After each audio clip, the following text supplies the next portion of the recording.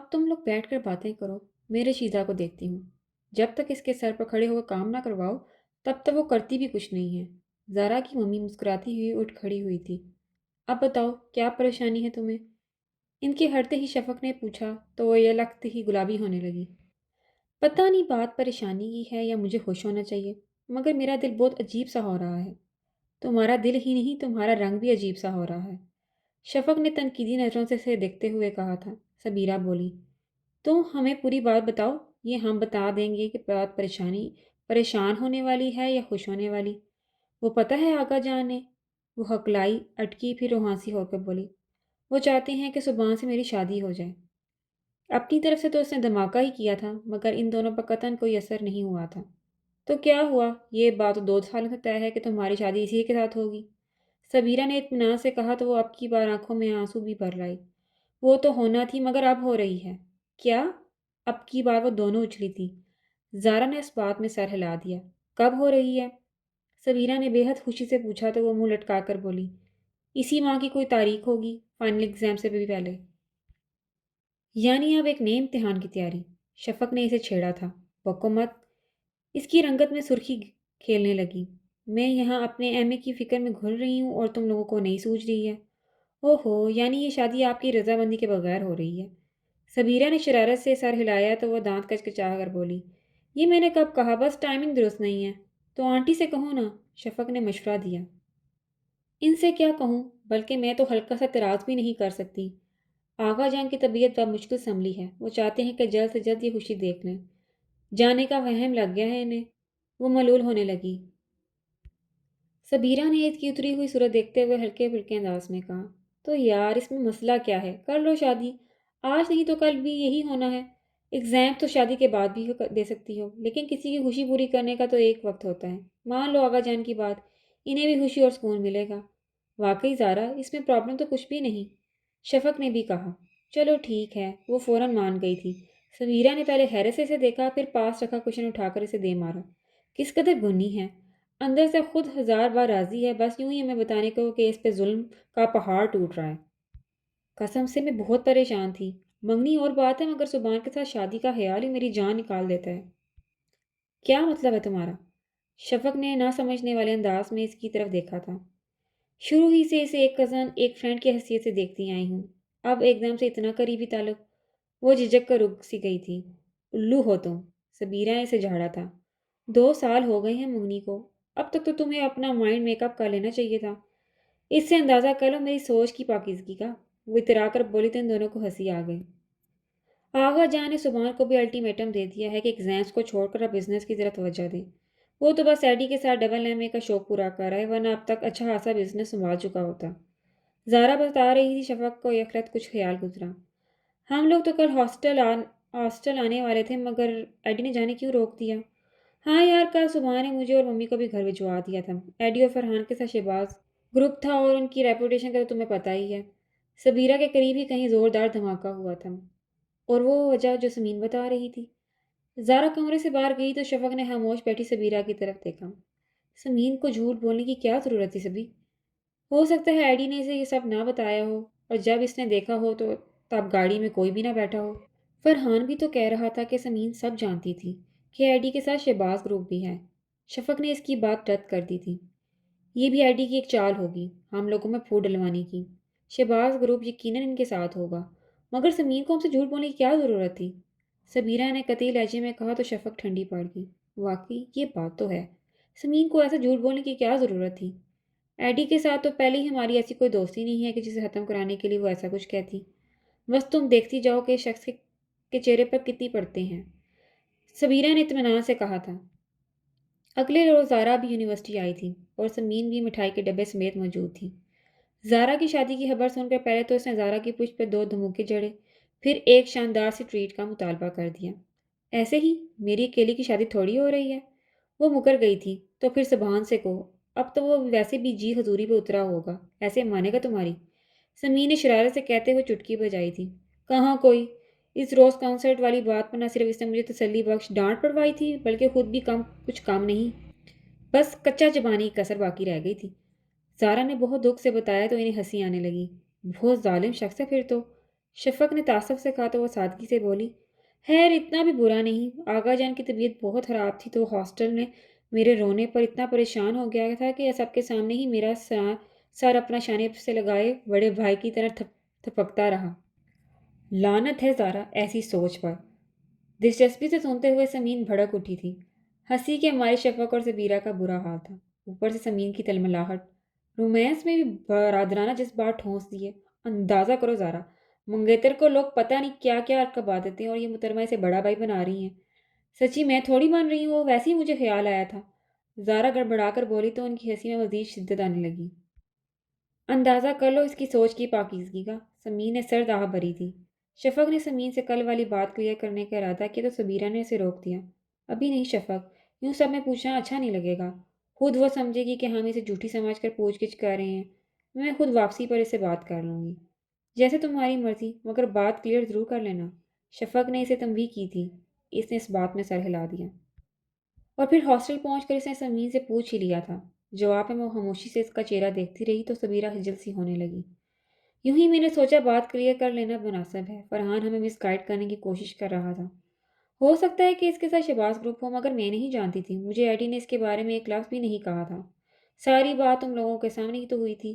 اگر ایسا کچھ ہوتا تو وہ تم لوگوں کے سامنے بتاتا۔ اس نے تو بس تمہیں ہمارے ساتھ دیکھتے ہی انکار کر دیا تھا۔ سمین نے اطمینان کے ساتھ جواب دیا تھا۔ میں تو پہلے ہی کہہ رہی تھی کہ یہ سب ایڈی کی کوئی گھٹیا شرارت ہوگی، ہمیں ایک دوسرے سے متنفر کرنے کی۔ سبیرہ کی رنگت غصے سے تمتما اٹھی تھی۔ مجھے تو خود بہت افسوس ہو رہا ہے ایڈی کے رویے پر۔ ایسا تو وہ کبھی بھی نہیں تھا۔ سمین نے بہت دکھ سے کہا تھا۔ وہ ہمیشہ سے ہی ایسا ہوگا، مگر تم نے دوستی میں کبھی غور ہی نہیں کیا تھا۔ سبیرہ نے کہا تو اس نے اس بات میں سر ہلا دیا۔ مگر اب میں اسے بہت اچھی طرح سمجھ گئی ہوں۔ اب ذرا دھیان سے رہنا۔ سبیرہ نے اسے نصیحت کی تھی۔ خود ایڈی کی طرف سے اس کے دل میں ایک اور گرہ پڑ گئی تھی۔ اپنی دشمنی سے ہٹ کر اب وہ ان کے گروپ میں پھوٹ ڈلوانے کی کوشش کر رہا تھا۔ تمہیں تو میں اچھی طرح مدد سکھاؤں گی اس گھٹیا حرکت کا ایڈی۔ وہ اندر ہی اندر سلگ اٹھی تھی۔ وہ بے حد بے یقینی سے اپنی بڑی بہن کا چہرہ دیکھ رہی تھی۔ میں خود بہت حیران ہوں کہ ایسے کیسے کر سکتا ہے۔ میں نے تو اس کے آگے ہاتھ تک جوڑ ڈالے، مگر وہ کسی تو شادی کے لیے تیار نہیں۔ پتہ نہیں اتنا پتھر دل کیسے ہو گیا ہے۔ وہ رو رہی تھی۔ تابندہ کی امی کے ذہن میں جھماکا سا ہوا تھا۔ انہیں فوراً پتہ چل گیا کہ یہ سب کس کی کارستانی ہے۔ ان 3-4 دنوں سے تابندہ کا اطمینان نیند نہیں تھا۔ ظاہری سی بات تھی کہ وہ احسن کو ساری پٹی پڑھا چکی تھی۔ اپنا مسئلہ اس کے ساتھ ڈال کر ہی اتنے آرام و سکون سے رہ رہی تھی۔ آپا، آپ روئیں مت، میں بات کروں گی احسن سے۔ ذلت و شرمساری انہیں بولنے ہی نہیں دے رہی تھی۔ اب لاکھ آپا کو اس بات کی خبر نہیں تھی، مگر وہ تو اچھی طرح واقف تھی کہ اصلیت کیا ہے۔ اس سے کیا بات کرو گی نسرین؟ وہ نصیب و جلا تو رات ہی کو کراچی چلا گیا ہے۔ وہ دل گرفتگی سے کہتی ان کا آخری سہارا بھی چھین گئی۔ تابندہ کی امی اس پر جتنا بھی چیختی چلاتی وہ کام تھا۔ اگر اکشے درمیان میں نہ آ جاتی تو وہ تابندہ پر ہاتھ اٹھانے سے بھی گریز نہ کرتی۔ جبکہ ابو نے بہت ٹھہرے ہوئے بے تاثر لہجے میں کہا، اسے نکاح کر کے اسی شخص کے ساتھ رخصت کر دو نسرین، جو ہمارے گھر کی تباہی کا باعث ہے۔ تابندہ کو تو جیسے زمین کی بادشاہی مل گئی تھی۔ اس نے فوراً فون کر کے وقار علی کو یہ خبر دی تو اس نے خوشی کے مارے ریسیور چوم لیا۔ اگلے ہی روز بیجی پوری تمکنت و تمتراک کے ساتھ شادی کی تاریخ لینے کو صدیقہ بھابھی اور بی جان کے ساتھ ان کی خوبصورتی سے سجے ڈرائنگ روم میں موجود تھی۔ ضیاء احمد کسی طور ڈرائنگ روم میں جانے کو تیار نہیں تھے، مگر نسرین بیگم کے آنسو ان کا دل بسیج گئے۔ اب ان لوگوں نے کتنی بھی اسلوبی سے بات چیت کیوں نہ کی ہو، مگر کسی سے بھی ان کا اوپری پن اور بددلی چھپی نہیں رہ سکی تھی۔ صاف ظاہر تھا کہ وقار علی کی طرح تابندہ ضیاء بھی کسی کی خوشیوں کے سوختہ محل پر اپنی محبتوں کی کامرانی کا تاج محل تیار کرنے کی کوشش میں تھی۔ میں کوئی دھوم دھڑکا نہیں چاہتا، آپ سادگی سے نکاح کر کے اپنی امانت لے جا سکتے ہیں۔ ابو نے لگی لپٹی رکھے بغیر کہا تو دروازے کے ساتھ کان لگائے کھڑی تابندہ کو رونا آ گیا۔ یہ سب تو طے تھا تابی، ابھی تو تمہیں اور بھی بہت کچھ جھیلنا ہوگا، رکشی نے دکھ سے کہا تھا۔ دیکھیں ہمارا بہت لاڈلا بیٹا ہے، اور پھر ذات برادری والے لوگ ہیں ہم، بارات تو دھوم دھام سے ہی لائیں گے۔ بیجی کو ان کی بات ناگوار گزری تھی، مگر وہ اپنے بات پڑے رہے ہیں۔ دیکھیں ہم اپنے گھر میں جا کر جتنی چاہیں دھوم دھڑکا کر لیجیے گا، مگر یہاں سے صرف نکاح اور رخصتی ہی کی تقریب ہوگی۔ بیجی، ہمیں تو لڑکی سے غرض ہے، ولیمے پر ساری کسر نکالیں گے، یہ کوئی مجبوری ہوگی تبھی کہہ رہے ہوں گے۔ صدیقہ بھابھی نے اپنے دھیمے لہجے میں بات سنبھالی تھی۔ اولاد کی خوشی میں ہی اپنی خوشی محسوس کرنی چاہیے۔ اب لاکھ ہمیں بھی اس رشتے پر اعتراض تھا، مگر اپنے بیٹی کے ہاتھ اس در پر آنا پڑا۔ ایسے معاملوں میں اڑی کرنا اچھی بات نہیں ہوتی۔ بی جان نے طنزیہ لہجے میں کہا تھا، اور وہ بیٹی کے باپ تھے، بیٹے کے نہیں جو اتنے آرام سے تلخ و ترش برداشت کر جاتے ہیں۔ تھرک چہرہ لیے وہ اٹھ کھڑے ہوئے تھے۔ آپ لوگ مناسب تاریخ طے کر لیجیے اور مقررہ روز نکاح کے لیے آ جائیے گا۔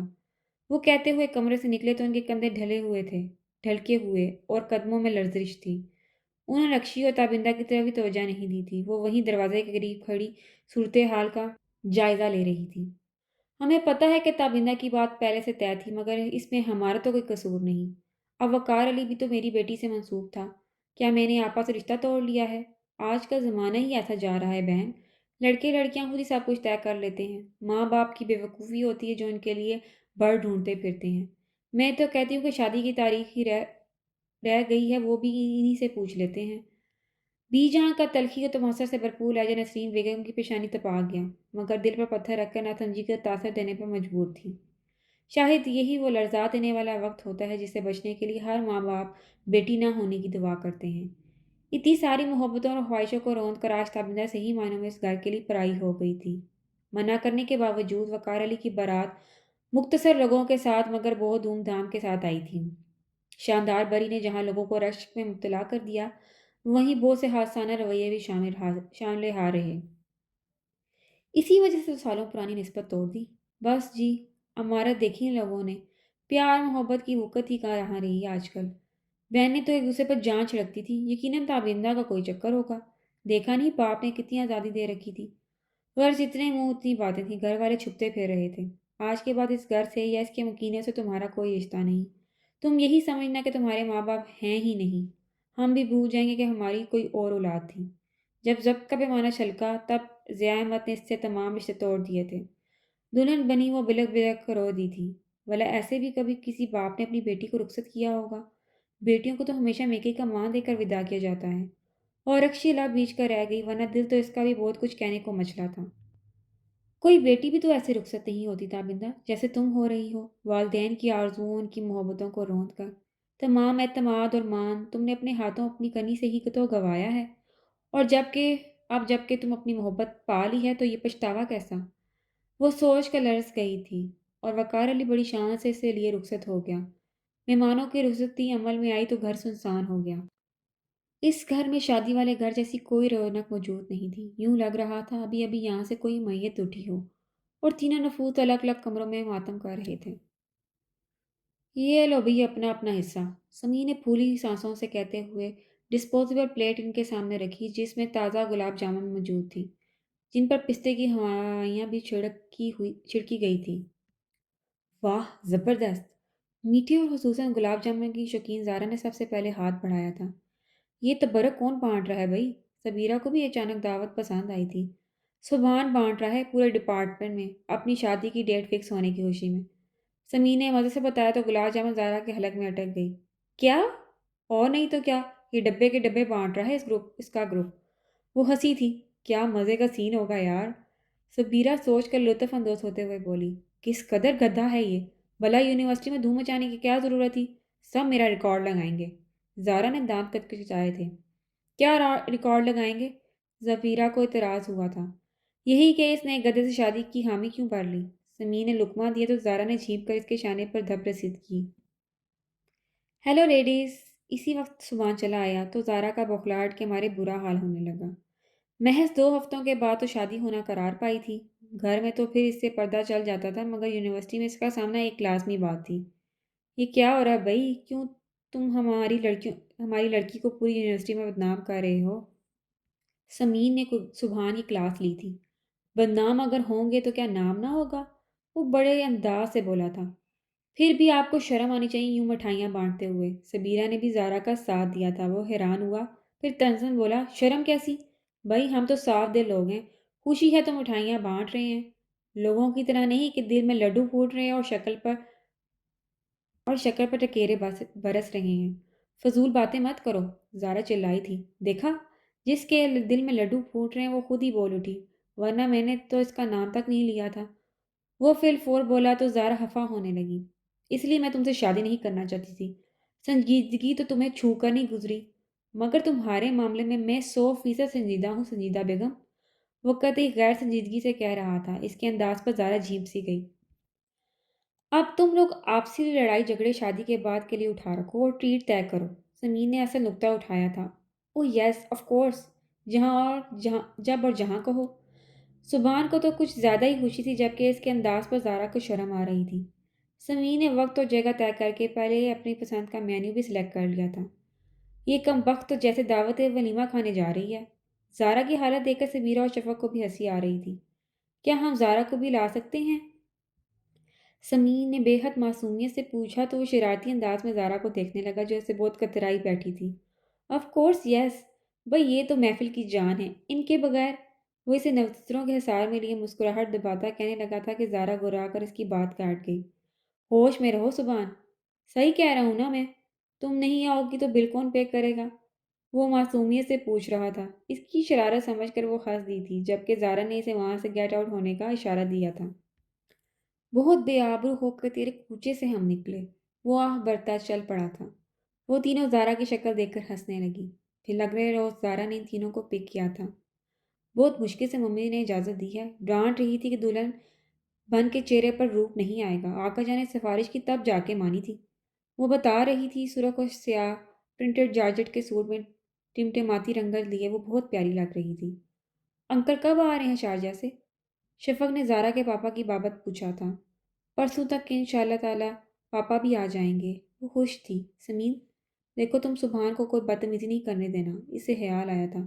تمہارا کیا خیال ہے وہ ریسٹورنٹ میں بیٹھ کھلے عام ہمارے سامنے تمہارے ساتھ بدتمیزی کرتا پھرے گا؟ سمین نے اسے گھورا تو وہ جلدی سے بولی، میرا مطلب ہے کہ وہ جو فضول باتیں کرتا رہتا ہے۔ اب یہ تو تمہارا ہیڈیک ہے، یہ تو ساری عمر برداشت کرنے والی عادت ہے۔ سمین نے رکھائی سے کہا تو وہ اسے گھور کر رہ گئی۔ خود میں اعتماد پیدا کرو زارا، کو ایجوکیشن کی اسٹوڈنٹ رہی ہو، اتنی نروس کیوں ہو رہی ہو؟ سبیرہ نے اسے ٹوکا تھا۔ یار اب وہ ہونے والا شوہر ہے، کوئی کلاس فیلو تھوڑی ہے۔ وہ بے ساختہ بولی، پھر خود ہی لال گلابی ہوگی۔ اوپر سے ان کی معنی ہیس ہنسی۔ بہت بدتمیز ہو تم لوگ۔ یہ تو بھی وہاں جا کر پتہ چلے گا کہ زیادہ بدتمیز کون ہے۔ سمی نے اسے دھمکایا تھا۔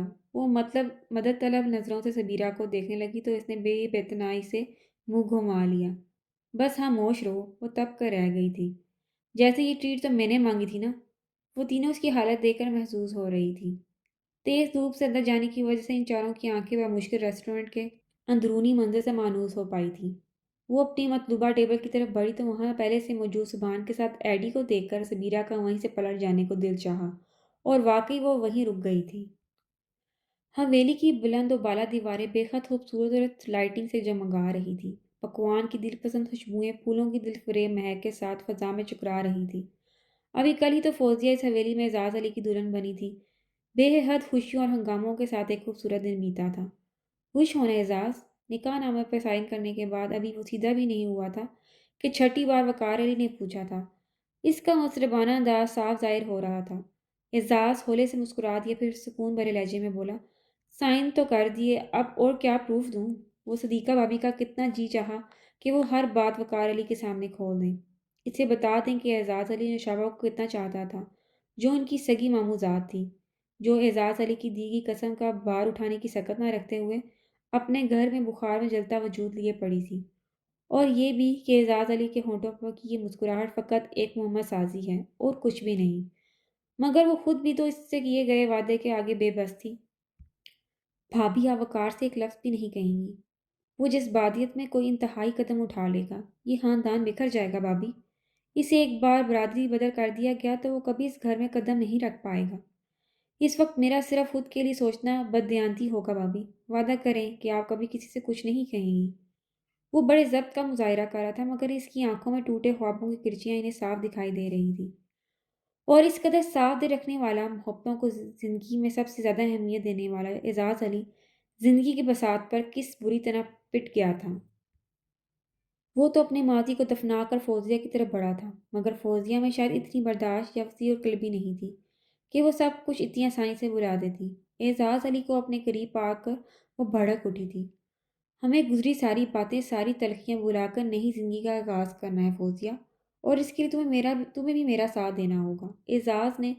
اعزاز علی نے بہت ضبط کا مظاہرہ کیا تھا۔ نئی زندگی وہ استہزائیہ انداز میں بولی تھی، اور نوشابہ کو آپ کس کھانے میں فٹ کریں گے؟ وہ جھٹکا کھا کر رہ گیا مگر پھر خود کو سنبھال کر بولا، میں نے کہا نا کہ ہر بات قصہ ماضی بن چکی ہے، اب راکھ کو ریت کر کچھ حاصل نہیں۔ عقل مندی کا تقاضا یہی ہے کہ خدا کی رضا جان کر اپنی نئی زندگی کی بنیاد باہمی اعتماد و محبت کے سہارے پر رکھی جائے۔ مگر میں کبھی نہیں بھول سکتی کہ آپ دونوں بھائیوں نے میری زندگی کو ایک کھیل بنا کر رکھ دیا ہے۔ ایک نے اپنی محبت کے لیے مجھے ٹکرا دیا اور دوسرے نے اپنی محبتوں کے لیے مجھے اپنا لیا۔ کھلونا سمجھ رکھا ہے مجھے؟ وہ ہیسٹریکل ہو رہی تھی۔ اعزاز علی بے بسی سے سر تھام کر رہ گیا۔ اسے کب معلوم تھا کہ بظاہر بہت آسان دکھائی دینے والی راہ پر خار بچھے ہوئے تھے، جو پہلے ہی قدم پر لہو لہان کر دینے کے در پہ تھے۔ صدیقہ بھابھی اسے آدھی رات کو ٹیرس پر ٹہلتے دیکھ کر دنگ رہ گئی تھی، مگر مہمانوں سے بھری حویلی انہیں اس وقت کسی بھی قسم کی باز پرس سے روک رہی تھی۔ البتہ انہیں صورتحال کا اچھی طرح اندازہ ہو گیا تھا۔ فوزیہ کی طبیعت کی تیزی اور زبان کی تلخی سے وہ اچھی طرح واقف تھی، اور آج وقار علی بڑی دھوم دھام کے ساتھ تابندہ ضیاء کو بیاہ لایا تھا۔ حویلی کے دروازے پر ہی گانے بجانے والیوں نے رونق لگا رکھی تھی۔ بیجی نے کالے بکروں پر دولہا دلہن کا ہاتھ لگوا کر صدقہ اتارا اور سینکڑوں روپے ان پر سے وار دیے۔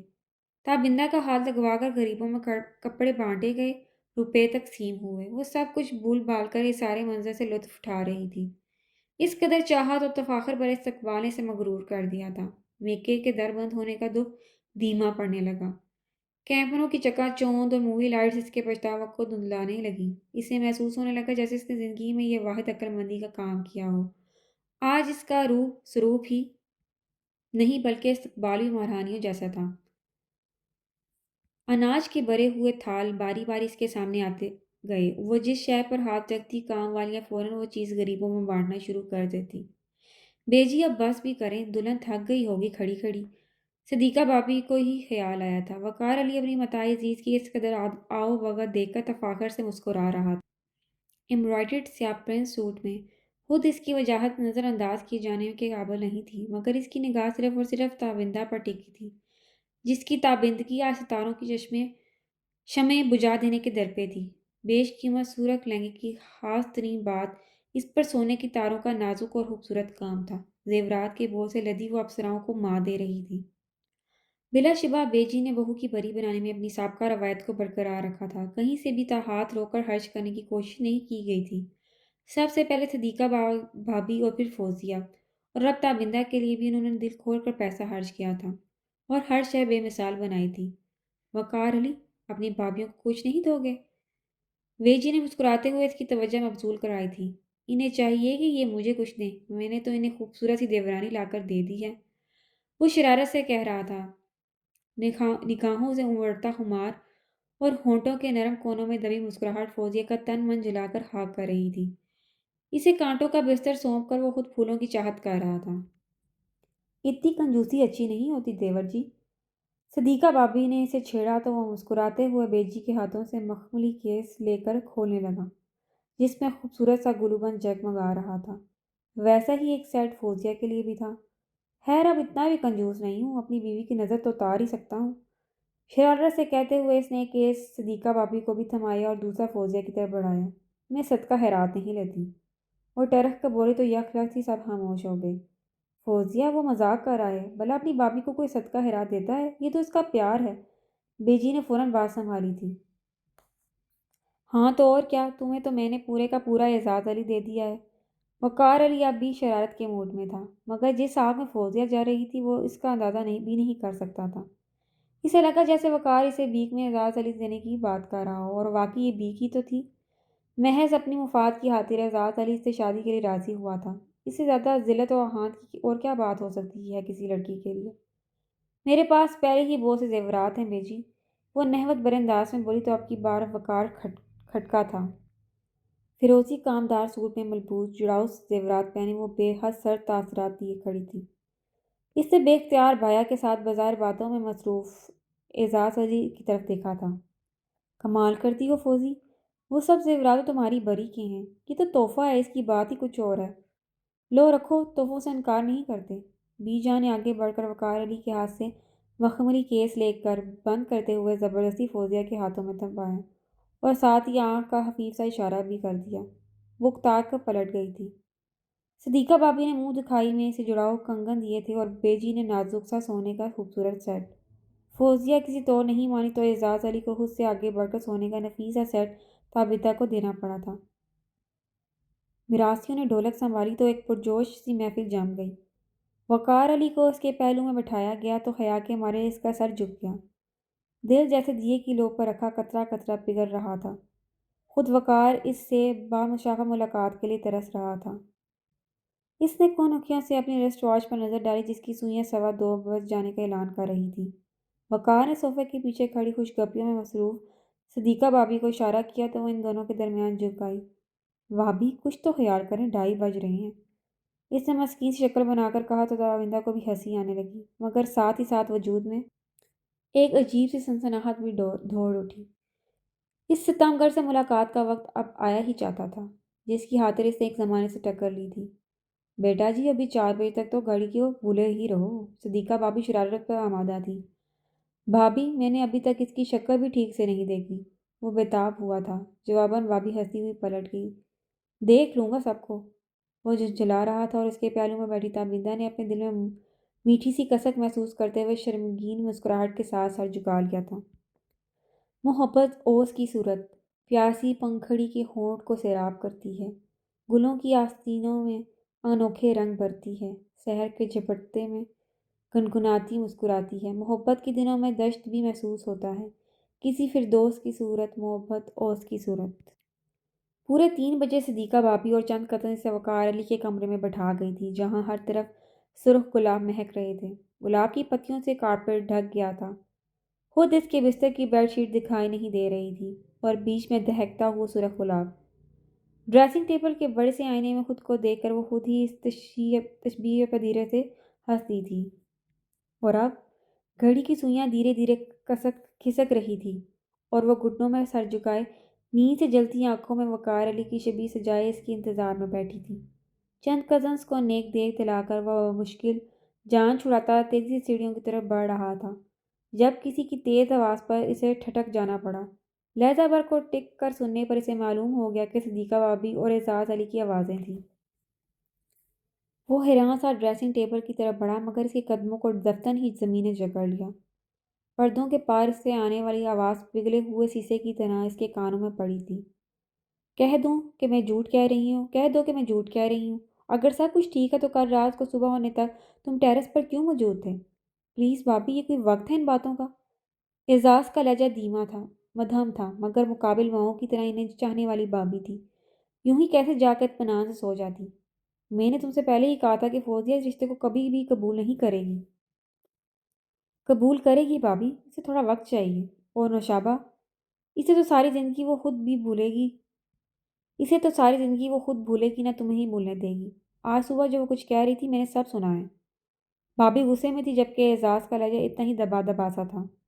اس کے لیے اتنی جلدی یہ سب کچھ قبول کرنا اس کے لیے اتنی جلدی یہ سب قابل قبول نہیں ہے بھابی، بہت غیر متوقع ہے۔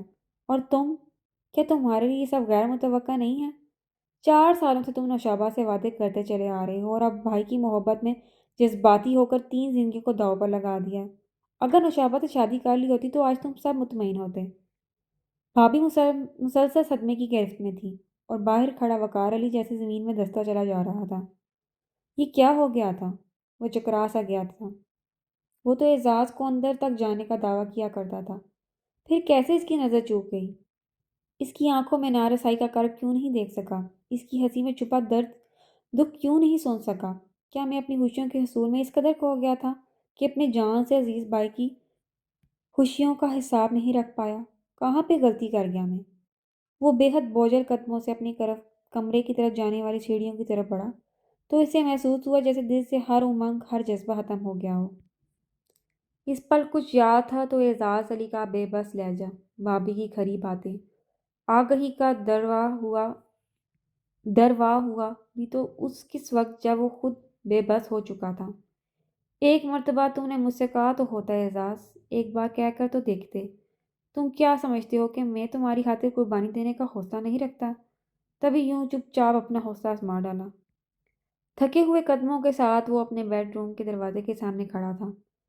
اس دروازے کے پاس اس کی عروسیں جاں موجود تھی، سر سے پاؤں تک سجی سنوری، خوشبوؤں میں بسا وجود لیے وہ یقیناً سراپا انتظار تھی۔ اور ابھی کچھ دیر پہلے اس کے اپنے دل میں بھی تو بےتابی و بیقراری ہزار ہاں کروٹیں لے رہی تھی اسے روبرو دیکھنے کی، اس پر اپنا استحقاق جتانے کے لیے، مگر اب فقط ایک اضطراب تھا۔ اسے شدت سے یہ احساس ستا رہا تھا کہ وہ اعزاز علی کی محبت کو روند کر اس پر اپنی خوشیوں کا محل کھڑا کرنے جا رہا ہے۔ گہری سانس لے کر اندر کی کثافت کم کرنے کی صحیح کرتے ہوئے اس نے دروازے کی ناک گھما کر دروازہ کھولا تو ایئر فریشنرز، پرفیومز اور گلابوں کی مہک نے لمحوں میں اسے اپنے حصار میں لے لیا۔ وہ تابندہ کی طرف جانے کے بجائے سست روی سے کوٹ کے اوپری دو بٹن کھولتا سامنے پڑے صوفے میں دھنس گیا۔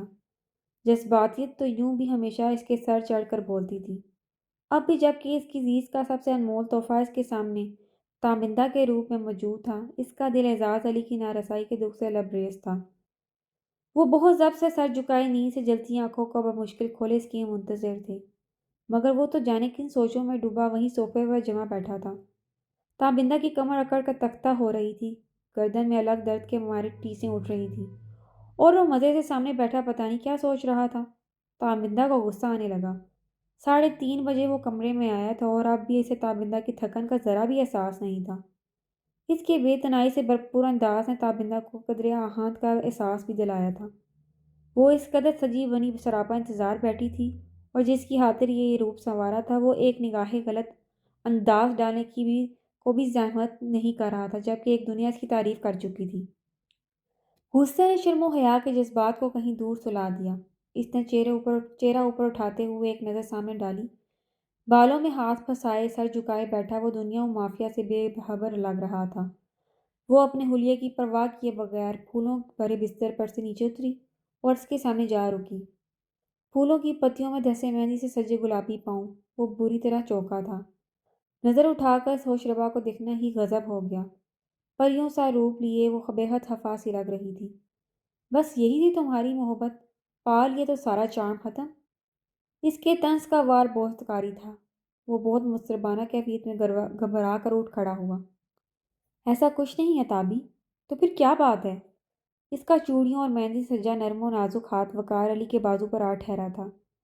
جن حالات میں شادی ہوئی تھی اس کی تشویش بجا تھی، مگر اس کے پر لطافت لمس نے وقار علی کو سکون پہنچانے کے بجائے نئی سرے سے احساس زیاں کا شکار بنا دیا۔ وہاں اس کی وجہ سے کوئی عمر بھر کے لیے بے سکون ہو گیا تھا، اور یہاں وہ شب زفاف کی خوشیاں منا رہا تھا۔ تو ہے مجھ پر محض میری جذباتیت کی وجہ سے اعزاز کی زندگی برباد ہو گئی۔ بے بسی اور جھنجھلاہٹ کا احساس پوری قوت سے دل و ذہن پر حملہ آور ہوا تو اس کا دل گھبرانے لگا۔ تابندہ کا ہاتھ اپنے بازو سے ہٹاتا وہ تیز قدم سے چلتا بالکنی کے دروازہ کھول کر کھلی ہوا میں آ گیا۔ وہ بے حد بے یقینی اور ہاتھ کے سانس میں گری کھڑی سے دیکھتی رہ گئی تھی۔ کس بے اعتنائی سے وہ اسے جھٹک کر چلا گیا تھا۔ وقار علی کو خبر نہیں تھی کہ وہ پھر سے جذباتیت کا شکار ہو کر ایک نازک سے دل کو کس بری طرح سے ٹھیس پہنچاتا آیا تھا۔ خود کو کافی دیر سنبھالنے کے بعد وہ واپس کمرے میں آیا تو وہ لائٹس آف کر کے شاید سو چکی تھی۔ نائٹ بلب آن کرتے ہوئے وہ بستر کی طرف پلٹا تو وہ بازوؤں آنکھوں پر رکھے اسی حلیے میں لیٹی ہوئی تھی۔ وقار علی نے جھک کر نرمی سے اس کی کلائی تھامی تو اسے جیسے کرنٹ سا لگا۔ ایک جھٹکے سے اس نے اپنی کلائی اس کی گرفت سے آزاد کرائی اور بے حد درشت لہجے میں بولی، مجھے چھونے کی کوشش بھی مت کرنا وقار علی۔ اس قدر غیر متوقع صورتحال پر وہ گنگ کھڑا رہ گیا تھا۔ اس کا ایک دم سے ایڈی کو دیکھ کر ٹھٹک جانا شفق کو بہت اچھی طرح محسوس ہوا تھا۔ اس نے مضبوطی سے سمیرہ کا ہاتھ تھام لیا۔ یہ گویا چلتے رہنے کا اشارہ تھا۔ ان دونوں نے کھڑے ہو کر لڑکیوں کا استقبال کیا تھا۔ اس موقع پر ابھی زبان کی زبان چلنے سے باز نہیں رہی تھی۔ وہ آئے ہماری دعوت میں، خدا کی قدرت، کبھی ہم ان کو اور کبھی پھر ان کو دیکھتے ہیں۔ ایڈی کے سامنے اس قدر فضول بکواس پر زارا کا مارے شرم کے برا حال تھا۔ اوپر سے ان کی سب کی دبی دبی مسکراہٹیں، مگر عقل مندی کا تقاضا یہی تھا کہ وہ ناسمجھی کا تاثر دیکھ کر پہلو بجا جاتی۔ تو ایڈی صاحب انوائٹڈ ہیں؟ سمین نے بیٹھتے ہوئے دلی سے کہا تو وہ خفیف سا مسکرا دیا، جبکہ صبح نے فوراً تصدیق کر دی۔ میٹ مائی شہبالہ، پہلے صرف دوست تھا۔ زارا نے تنگ آ کر سر ہاتھوں میں تھام لیا تھا۔ اسے کیا ہو گیا؟ وہ پوچھ رہا تھا۔ تب شرم و حیا کو بلائے طاق رکھتے ہوئے اس کے اندر پرانی والی زارا بیدار ہو گئی۔ اب اگر تم مزید کچھ بولے نا تو میں یہ گلدان اٹھا کر تمہارے سر پر دے ماروں گی۔ سبحان ڈٹائی سے ہنس رہا تھا۔ جیسے وہ زارا کا یہی روپ دیکھنا چاہ رہا ہو۔ مائنڈ یو زارا، اس ٹیبل پر بیٹھ کر اس قدر تحریب کارانہ گفتگو کرنے کی تمہیں بالکل بھی اجازت نہیں ہے۔ ایڈی نے فوراً اسے تنبیہ کی تھی، پھر یوں ہی مسکراہٹ دباتے ہوئے بولا، آپ سراسر ایک مرد کے حقوق آزادی پامال کرنے کی کوشش کر رہی ہیں۔ اس کی شرارت سمجھتے ہوئے سبھی محظوظ ہو رہے تھے مگر سبیرہ کی پیشانی تاپ اٹھی۔ اسے کیا زبردستی لائی ہو؟ صبح نے خاموشی سے میز کی سطح پر نظریں جمائے بیٹھی سبیرہ کی طرف اشارہ کرتے ہوئے پوچھا تو شفق نے اس کے بازو پر ہاتھ مار کر اسے چونکایا تھا۔ اس سے اندازہ کر لو کہ لڑکیاں خاموش بھی رہ سکتی ہیں۔ سمیر نے فوراً کریڈٹ لیا تھا، مگر میں اپنی دعوت کے دوران سبیرہ کی خاموشی کو بالکل بھی پسند نہیں کروں گا۔ She is just like my little sister, اور بھائیوں کو بہنیں چہکتی باتیں کرتی ہی اچھی لگتی ہیں۔ یہ سبحان کا یہ بہت انوکھا روپ تھا۔ سبیرہ بے اختیار سے دیکھنے لگی۔ وہ مسکرا رہا تھا مگر آنکھوں اور چہرے کے تاثرات میں کہیں بھی شرارت کا عکس نہیں تھا۔ ناچار سبیرہ کو مسکرانا پڑا تھا۔ دراصل میں تم لوگوں کو سن رہی تھی، حالانکہ جب یہ بول رہی ہوں تو لگتا نہیں کہ انہوں نے کبھی کسی کو سنا ہوگا۔ اب پتہ نہیں ایڈی کی زبان بے ساختہ پھسلی تھی یا پھر جان بوجھ کر اس پر جملہ کسا گیا تھا، مگر سبیرہ کو تو آگ بگولا ہی کر گیا۔ Shut up! ارے! سبحان بھی بوکھلا گیا تھا۔ کم آن سبی، یہ کیا بچپنا ہے؟ شفق نے اسے دھیمی آواز میں گھرکا تھا۔ ایڈی پلیز، کیوں تم دونوں ہر وقت بچوں کی طرح لڑتے رہتے ہو؟ مانا کہ تم دونوں کے نظریات میں اختلاف ہے، مگر وہ تو صرف روسٹرم تک ہے۔ اس کے بعد تو کم از کم تم دونوں کو دوستوں کی طرح رہنا چاہیے۔ زارا نے سنجیدگی سے کہا۔ سبیرہ ناگواری سے سر جھٹک کر رہ گئی۔ میں تو ہر وقت مساحلت کے لیے تیار ہوں۔ مجھ میں نہ تو کسی قسم کا غرور ہے، نہ بے وجہ انا، اور نہ ہی میں بعض لوگوں کی طرح اپنی انا کے جھنڈے کو تھامے سب سے کٹتا پھرتا ہوں۔ وہ بے حد سکون سے کہہ رہا تھا، اور سبیرہ بہت اچھی طرح جانتی تھی کہ بعض لوگوں کی اس لسٹ میں سب سے پہلا نام یقیناً سبیرہ علی کا ہی ہوگا اور آخری بھی۔ بہرحال کچھ بھی ہو، مگر آج اس پارٹی کا موڈ تم دونوں کی وجہ سے خراب ہوا تو میں واقعی ناراض ہو جاؤں گا۔ صبح نے الٹیمیٹم دیا تو ناچار سبیرہ کو اپنا موڈ ٹھیک کرنا پڑا۔ کچھ شفق کی گھورتی نظروں کا بھی خیال تھا، ورنہ دل ہی دل میں وہ یہاں آنے پر پچھتا رہی تھی۔ اس کے بعد تمام عرصہ حیریت ہی رہی تھی۔ سبحان کی شوخیوں اور ایڈی کے برجستہ جملوں کے جواب میں زارا کی تلملاہٹ اور شرم و حیا کے امتزاج نے انہیں خاصا لطف دیا تھا۔ تابندہ، وہ تحریر سے اسے دیکھ رہا تھا۔ کچھ نہیں ہوں میں تمہاری۔ اس کی آواز میں اب بیگا پن اترنے لگا تھا۔ سائڈ لیمپ آن کرتا ہوا اس کے پاس بیٹھ گیا تھا۔ میں کچھ پریشان تھا تابی، آئی ایم ریئلی سوری۔ وہ متصافانہ انداز میں معذرت کر رہا تھا، مگر معذرت کے یہ چند الفاظ تابندہ کے اندر دہتی آگ کو ٹھنڈا نہیں کر پائے تھے۔ اور میری حیثیت تمہاری ایک پریشانی سے بھی گئی گزری ہے جسے تم اس قدر حقارت سے جھٹک کر چلے گئے۔ دفتر وقار علی کو اپنی غلطی کا شدت سے احساس ہوا تھا۔ اس کی نگاہوں نے ایک نئے انداز سے سامنے بیٹھی تابندہ کا جائزہ لیا تھا۔ نیند کے خمار سے بوجھل گلابی آنکھیں، نگاہوں کو خیرہ کرتا روپ، وہ اپنی تمام تر مدھرتا اور کوملتا کے ساتھ اس کے سامنے تھی، پر وہ کیسے اسے نظر انداز کر گیا؟ واقعی حسن کو نظر انداز کرنا عشق کے لیے ناقابل معافی جرم ہی تو تھا۔ I am really very sorry Tabinda Waqar Ali. ان لڑائی جھگڑوں کے لیے تو ایک عمر پڑی ہے، مگر آج کی رات اتنے خوبصورت روپ میں مجھ سے ہوا رہوگی تو سخت گناہ ہوگا۔ اس کی مانگ میں سجے نازک سے ٹیکے کو پیشانی کی وسط میں کرتے ہوئے وہ مدھم مگر جذبوں سے پر لہجے میں کہتا تابندہ کو ہر بات بلانے لگا۔ تابندہ وقار علی!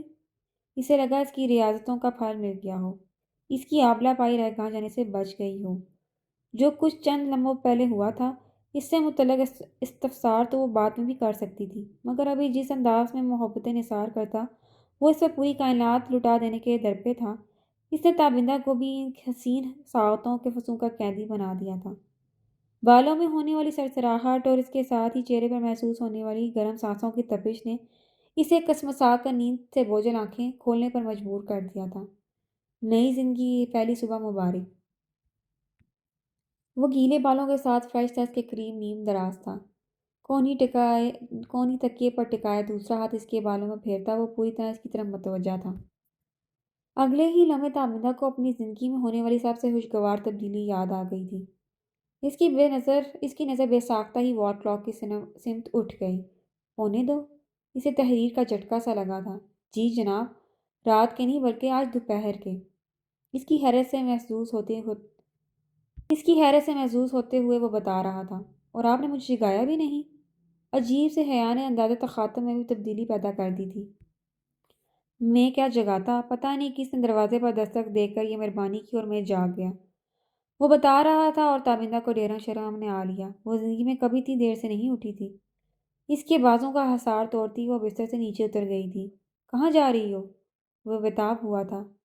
رات نہ تو اس کو اچھی طرح سے دیکھنے کا موقع ملا تھا اور نہ ہی دل کی حکایتیں سنانے کا۔ پتہ نہیں سب لوگ ہمارے بارے میں کیا سوچ رہے ہوں گے۔ وہ عجیب سی جالت کا شکار ہو رہی تھی مگر وہ شرارت سے کہتا اٹھ بیٹھا۔ یہاں ماشاء اللہ سے سبھی عقل مند لوگ بستے ہیں، سب اچھا ہی سوچ رہے ہوں گے۔ اف، اس کے رخسار ٹمٹما اٹھے۔ اسے نظر میں لائے بغیر وہ باتھ روم میں گھس گئی تھی۔ وہ تکیہ اونچا کیے نیم دراز ہو گیا۔ ہونٹوں پر بے حد آسودہ سی مسکراہٹ لیے وہ اسی سراپا دل نواز سے متعلق سوچ رہا تھا جو اچانک اور بے حد غیر یقینی انداز میں اس کی زندگی کو گلستان بنانے چلے آئی تھی۔ دروازے پر ہونے والی دستک نے اسے چونکایا تھا۔ صدیقہ بابی کو سامنے پا کر وہ قدرے جھیپ سا گیا۔ اس کے سلام کا انہوں نے بہت خوش و خرم کے ساتھ جواب دیا تھا۔ تابندہ کہاں ہے؟ وہ پوچھنے لگی۔ اس نے باتھ روم کی طرف اشارہ کر دیا۔ میں بس یہی دیکھنے آئی تھی کہ اگر تم لوگ جا گئے ہو تو میں ناشتے کی تیاری شروع کروں۔ وہ مسکرا رہی تھی۔ ناشتہ کہاں، اب تو لنچ ہوگا۔ وہ بے اختیار بولا تو انہوں نے شرارت سے کہا، نئے نئے دولہا دلہن شروع کے دنوں میں لنچ کے ٹائم پر ہی ناشتہ کرتے ہیں، اور یہ بھی شکر کرو کہ ولیمے کی تقریب ایک دن کے وقفے سے ہے، ورنہ تم دونوں تو بالکل بھی اس تقریب میں پہنچ نہیں پاتے۔ میں تو کب سے جاگ رہا ہوں، دیکھ لیں بالکل فریش ہوں۔ اپنی دیورانی سے پوچھنا، وہی پوستیوں کی طرح سو رہی تھی۔ وہ ڈریسنگ کے آئینے کے سامنے کھڑا ہو کر بالوں میں برش پھیرنے لگا۔ آپ آئے نا اندر؟ نہیں جی، میں بھی یہاں بیٹھ گئی تو ادھر کچن کون دیکھے گا، تم لوگ بس جلدی سے آ جاؤ، وہ بجلت کہتی چلی گئی تھی۔ وہ فریش ہو کر باہر نکلی تو اسے جلدی جلدی کا شور مچا کر اس کے ہاتھ پاؤں پھلا دیے۔ کیا ہے، جلدی میں سارے کام وہی الٹے ہو رہے ہیں۔ وہ کبھی شانے سے پھسلتے دوپٹے کو سنبھال رہی تھی اور کبھی ہوا کے سنگ لہراتے لمبے سیاہ بالوں کو۔ اوپر سے یہ تیاری، جھنجھلا کر اس نے زبردستی چوڑیوں کو کلائی میں چڑھانا چاہا تو بے ساختہ سسکاری اس کے ہونٹوں سے نکل گئی۔ کیا ہوا؟ وہ تیزی سے اٹھ کر اس کی طرف آیا تھا۔ تلائی چوڑیوں کے کنارے نے اس کا ہاتھ چھیل دیا تھا جس پر اب تیزی سے خون کے ننھے ننھے قطرے ابھر رہے تھے۔ بے وقوف لڑکی، یوں پہنتے ہیں چوڑیاں؟ وہ ڈانٹ رہا تھا۔ ایک تو ہاتھ میں درد ہو رہا تھا، اوپر سے وقار کا انداز۔ اسے رونا آ گیا۔ یہ آپ ہی کی وجہ سے ہوا ہے، یوں جلدی میں جا رہے ہیں جیسے ریل گاڑی چھوٹی جا رہی ہے۔ تابندہ کی سی آنکھوں میں چمکتے آنسو نے اس کے دل میں ہلچل سی مچا ڈالی تھی۔ بے ساختہ ہی اسے اپنی طرف کھینچ لیا۔ سو سوری، میں نے یہ تھوڑی کہا تھا کہ خود کو زخمی کر لو۔ اس کے مشک بو نم بالوں کو ہونٹوں سے چھوا تو روح تک اس میں تراوٹ سی اترنے لگی۔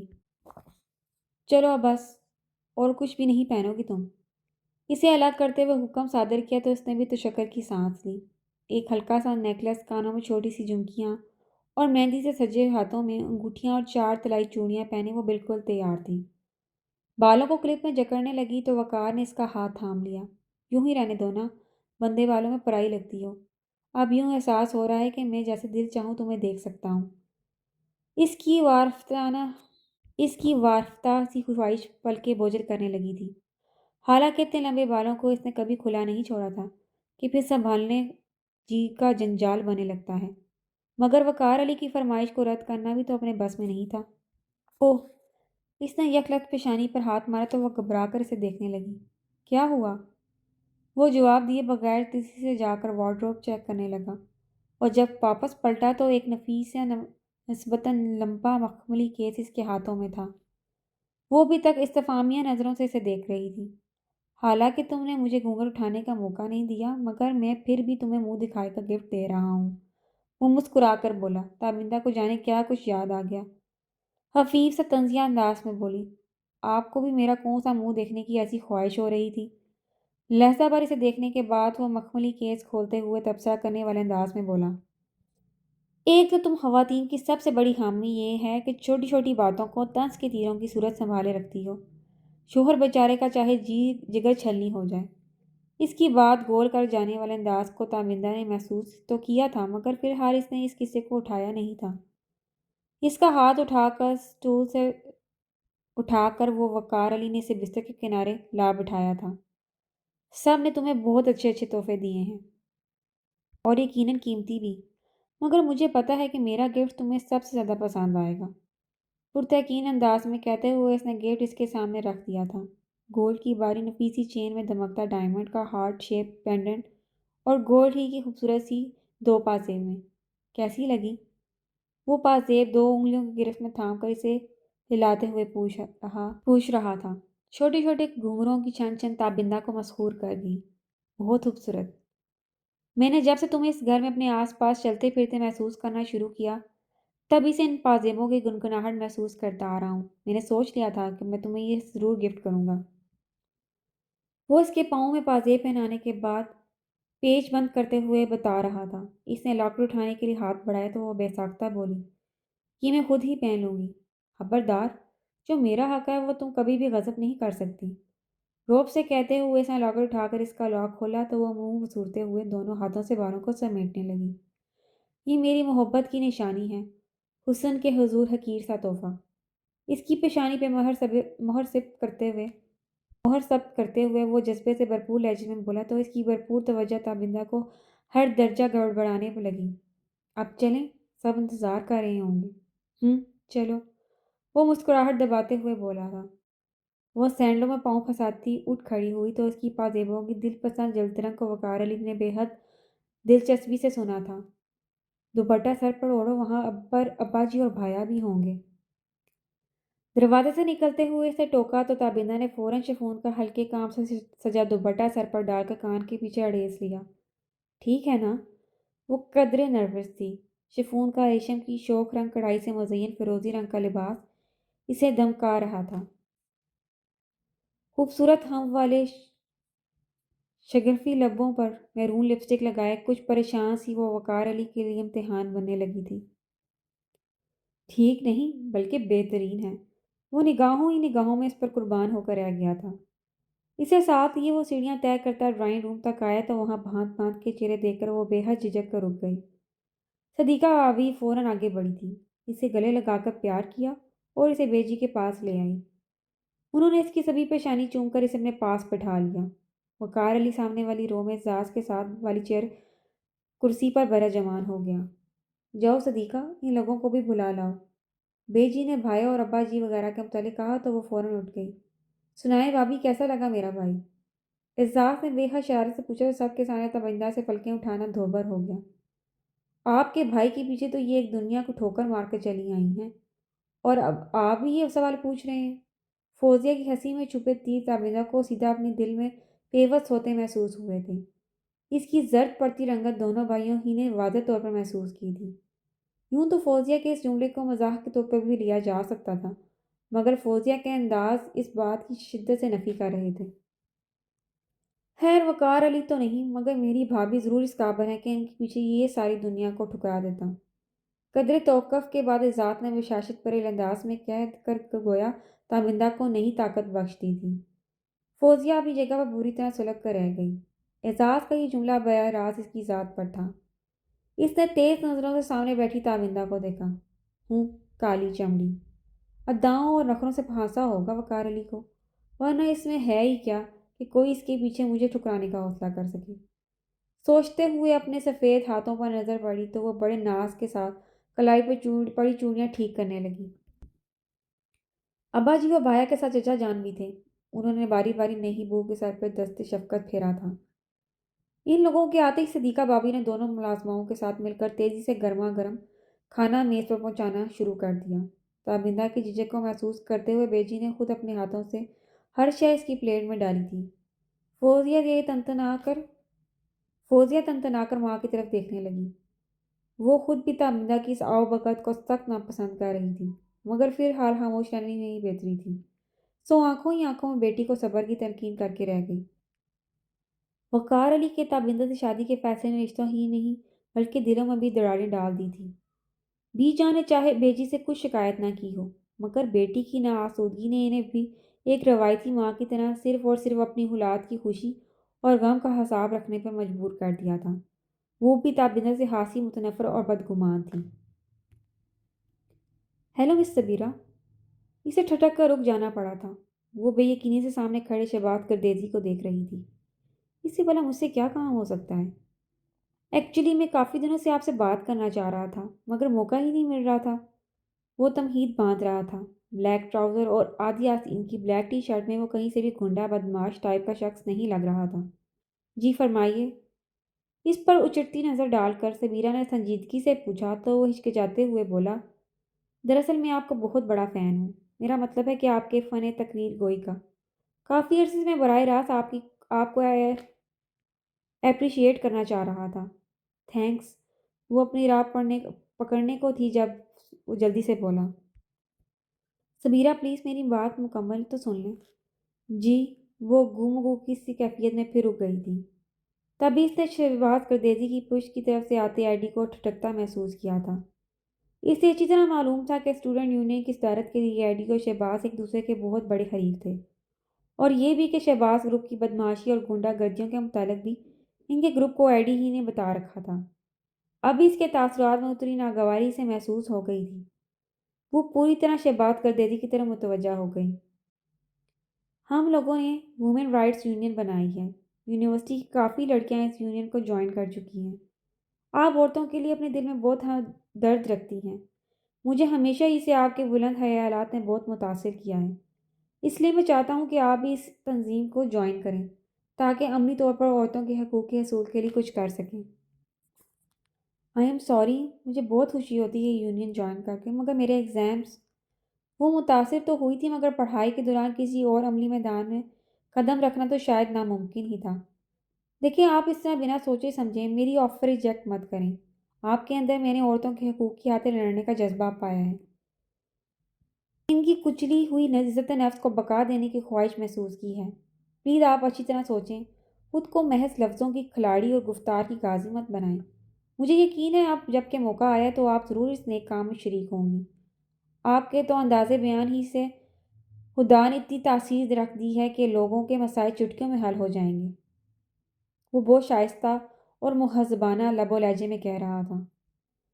نہ چاہتے ہوئے بھی سبیرہ اس کے لفظوں میں جکڑنے لگی، اور کچھ خیال تھوڑی دور کھڑے بظاہر کسی لڑکے کے ساتھ محو گفتگو ایڈی کا بھی تھا، جو یقیناً اس کو شہباز گردیزی کے ساتھ کھڑے دیکھ کر تلملا رہا ہوگا۔ اس خیال نے اسے بے حد تسکین پہنچائی تھی۔ لیکن میں اس تنظیم کے بارے میں کچھ نہیں جانتی، اس نے نیم رضامندانہ انداز میں کہا تھا۔ عورتوں کے حقوق کی جنگ لڑنا تو اس کا مشن تھا، اور یہاں تو منزل کا نشان سامنے ہی دکھائی دے رہا تھا۔ شہباز گردیزی نے اپنے والٹ میں سے ایک وزٹنگ کارڈ نکال کر اس کی طرف بڑھایا تھا۔ یہ میری آنٹی ہیں، بہت اچھی وکیل ہیں، خصوصاً عورتوں کے حقوق کے حوالے سے۔ یہ اس یونین کی پریزیڈنٹ ہیں۔ انہوں نے بھی آپ کا سن رکھا ہے، اور آج انہی کی فورس کرنے پر میں اتنی ہمت مجتمع کر پایا ہوں کہ آپ کے پاس چلا آیا۔ یہ بھی آپ کی فین ہیں، وہ مسکراتے ہوئے کہہ رہا تھا۔ اوکے۔ اس نے گہری سانس لیتے ہوئے کارڈ اپنے بیگ میں ڈال لیا۔ پھر سنجیدگی سے بولی، ابھی فی الحال ایک ہفتے تک تو میں بزی ہوں۔ اس کے بعد اگر خدا نے چاہا تو میں آپ کی آنٹی سے ضرور ملوں گی۔ تھینک یو سبیرہ، مجھے یقین تھا کہ آپ اپنے فعل میں بھی اتنی ہی کھری ثابت ہوں گی جتنی کہ اپنی اقوال میں لگتی ہیں۔ وہ بہت مہذبانہ انداز میں تو شکرانہ جذبات سمو رہا تھا۔ اتنی تعریف پر وہ خجل سی ہو رہی تھی۔ اوکے۔ وہ اس کی ہچکچاہٹ بانپ کر اپنی راہ چل دیا تھا۔ اس کی حلق سے بے ساختہ گہری سانس خارج ہوئی تھی۔ بندہ تو کافی مہذب ہے، اس کی ریپوٹیشن خراب کرنے میں بھی ایڈی کا ہاتھ معلوم ہوتا ہے۔ وہ سوچتی ہوئی کوریڈور میں داخل ہو گئی۔ اگلا پورا ایک ہفتہ بہت ہنگامی حالات میں گزرنے والا تھا۔ زارا اور سبحان کی شادی کی تقریب انہی دنوں منعقد کی جانے والی تھی، اور اسی سلسلے میں زارا ان تینوں کو پورا ایک ہفتہ اپنے گھر ٹھہرنے پر بضد تھی۔ شفق اور سمین تو گھر والوں سے اجازت لے چکی تھی۔ ابھی خود سبیرہ بھی فون پر امی سے بات کر کے آ رہی تھی۔ تھوڑی پس و پیش کے بعد وہ بھی مان گئی تھی، اور اب وارڈن سے اجازت دلوانے کی ذمہ داری انہی کی تھی۔ کتنا مزہ آئے گا نا، فرینڈ کی شادی ایسے اٹینڈ کرنے کا اپنا ہی چارم ہوتا ہے۔ سمین اس کی طرف سے اجازت نامہ پا کر پرجوش ہو رہی تھی۔ اب سامان تو سمیٹو، پتہ نہیں کیا کچھ خرید ڈالا ہے تم نے، لگ رہا ہے زارا کی نہیں تمہاری شادی ہو رہی ہے۔ سبیرہ نے ادھر ادھر پھیلے شاپنگ بیگز کی طرف اشارہ کیا۔ پچھلا ایک ہفتہ پوری مارکیٹ چھان کر زارا کی شادی کی تیاری کرتے ہوئے گزرا تھا۔ ہمیشہ کی سادگی پسند سبیرہ معترض تھی، مگر سمین کی چلبلی طبیعت کے آگے اس کی ایک نہیں چلی تھی۔ سو اس نے دل کھول کر سبیرہ کو بھی شاپنگ کرائی تھی۔ اسے روپوں